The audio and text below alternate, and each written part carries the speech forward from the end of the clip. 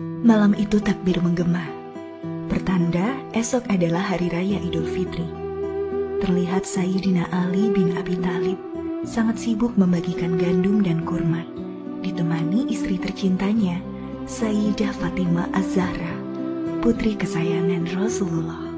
Sayyidina Ali juga menyiapkan 3 karung gandum dan 2 karung kurma untuk dibagikan kepada orang yang tidak mampu. Lalu Sayyidina Ali memanggul karung gandum itu, sementara mengikuti di belakangnya istrinya, sembari menuntun Sayyidina Hasan dan Sayyidina Husain. Mereka sekeluarga mendatangi kaum fakir miskin untuk disantuni dari rumah satu ke rumah lainnya. Gandum dan kurma telah habis, dan mereka pun kembali ke rumahnya. Keesokan harinya, tibalah hari bahagia di mana setiap muslim bergembira menyambutnya setelah sebulan lamanya berpuasa. Keluarga Sayyidina Ali sholat Idul Fitri berjamaah dengan kusuknya dan mendengarkan khutbah. Selepas khutbah Id selesai, keluarga Sayyidina Ali pulang ke rumah dengan wajah berseri-seri, terutama Hasan dan Husain kecil. Mereka riang gembira. Sahabat Nabi Muhammad yang bernama Ibnu Rafi'i bermaksud untuk bersilaturahmi dan mengucapkan Idul Fitri kepada keluarga putri Rasulullah, Sayyidah Fatimah dan suaminya Sayyidina Ali.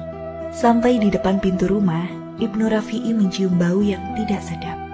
Dan tanpa sengaja, ia melihat apa yang dimakan oleh keluarga Sayyidina Ali. Dia tertegun, kaku, dan kaget.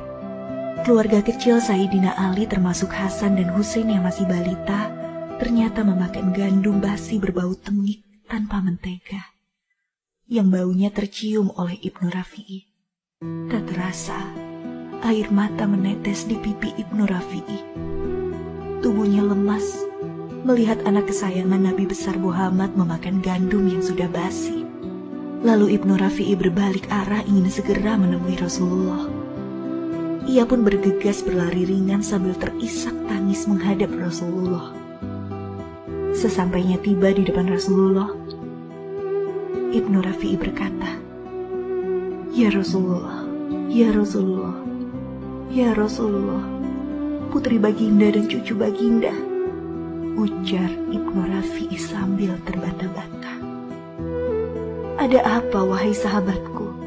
tanya Rasulullah dengan lembut. "Tengoklah ke rumah putri tercintamu wahai baginda, ya Rasulullah.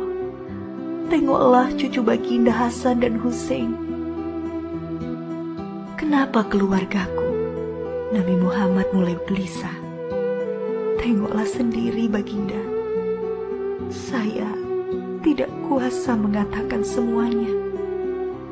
Rasulullah pun bergegas menuju rumah Fatimah. Tiba di teras rumah, Rasulullah melihat tawa bahagia mengisi percakapan antara Sayyidina Ali bersenda gurau dengan kedua putranya, Hasan dan Husain, sembari memakan gandum basi tersebut. Mata Rasulullah pun berlinang. Beliau menangis melihat keluarga putri tercinta dan 2 cucunya yang hanya makan gandum basi di hari raya Idul Fitri.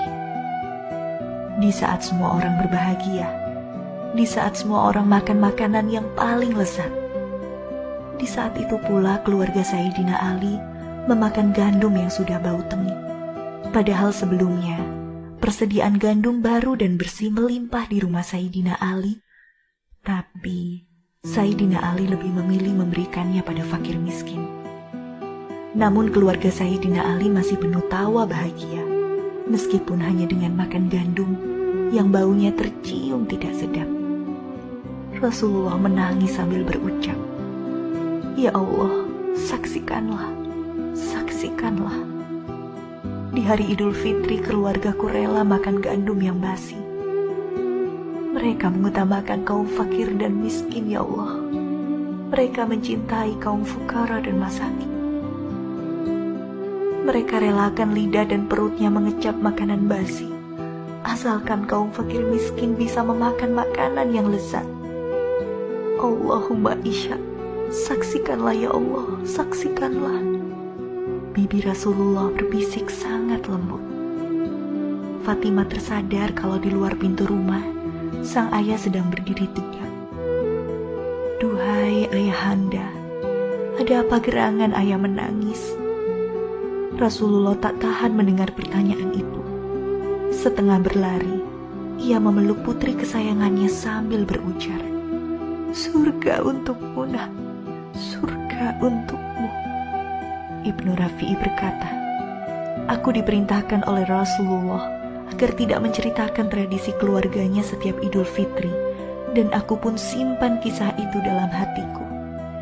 Namun, selepas Rasulullah wafat, aku takut dituduh menyembunyikan hadits. Maka, aku ceritakan hal ini agar menjadi pelajaran